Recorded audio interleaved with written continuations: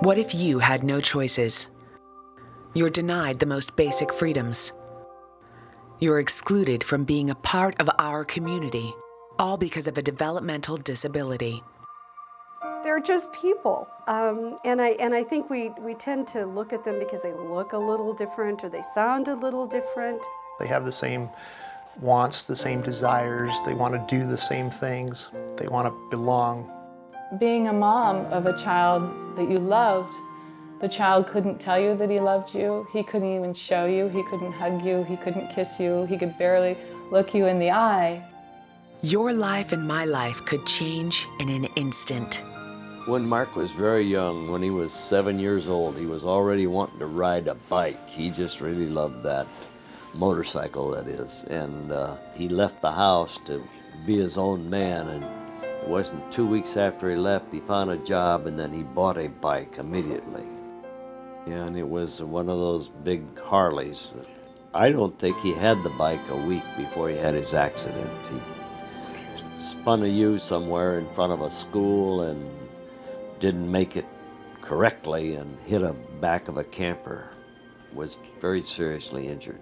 Mark is quadriplegic. He's unable to move his arms. He does move his legs some, but they're not voluntary. He's unable to walk. He needs all cares of daily living. He still loves to go to either the Harley shop or the other shops that are in town. For any of us, at any moment, life could change. And we don't have any control over that, what those changes would be. So you or I could end up in a wheelchair, just like Mark. Think about the name Living Opportunities. What does it mean to you? To many Rogue Valley residents with developmental disabilities, it means the freedom to live, work, and play. Employers making a difference.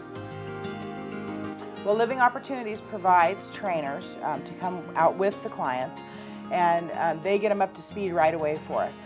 One of our employees just decided that they always do a powerful job for us. They're such a powerful presence to the company that they would be called the Power Crew. And we all went, that's great, we loved it. And now if you talk to anybody in the facility, you talk Living Opportunities, they're like, who's that? But Power Crew, they're like, oh yeah, we know, they're back in assembly prep. We need a chuck for every machine, and they've been building those chucks since 1997, day in, day out. I go pretty quick at this, just like that. And I can manage to get one within 20 seconds. I like it. I love working here. They enjoy life. They enjoy having a job. They appreciate having a place to come every day where they're employed and get paid for it. And that rubs off on everybody else in our business. For my daughter Sarah to be able to go into a work environment and be able to work independently required some special tools. Sarah comes in the morning and her manager has laid on her desk, this is her book for the day. These are the tasks that she needs to do.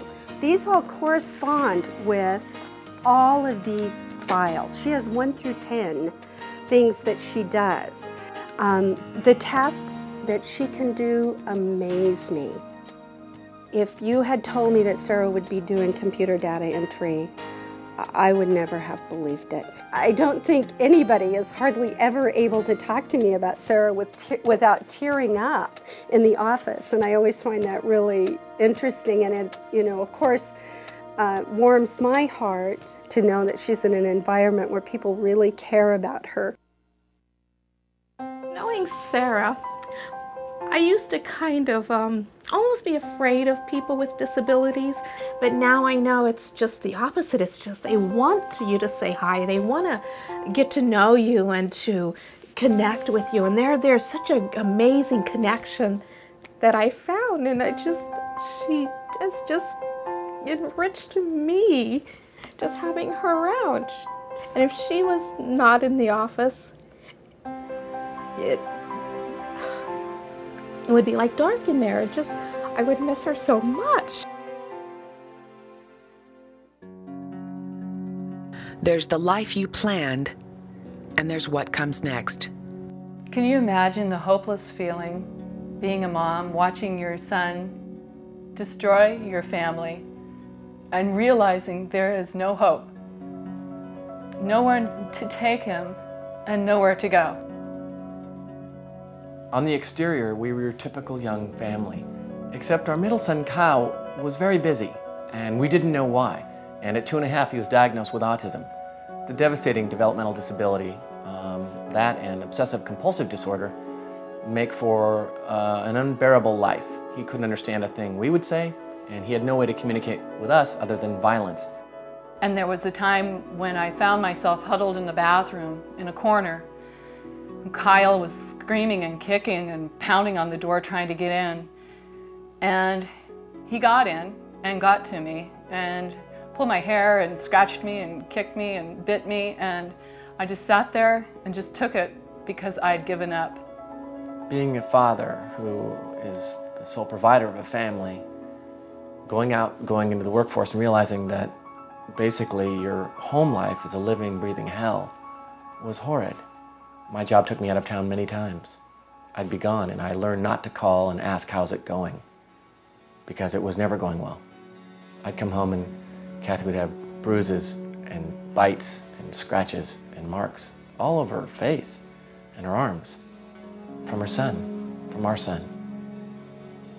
We finally got to a situation after Kathy had been put in the hospital twice that we had to make a decision.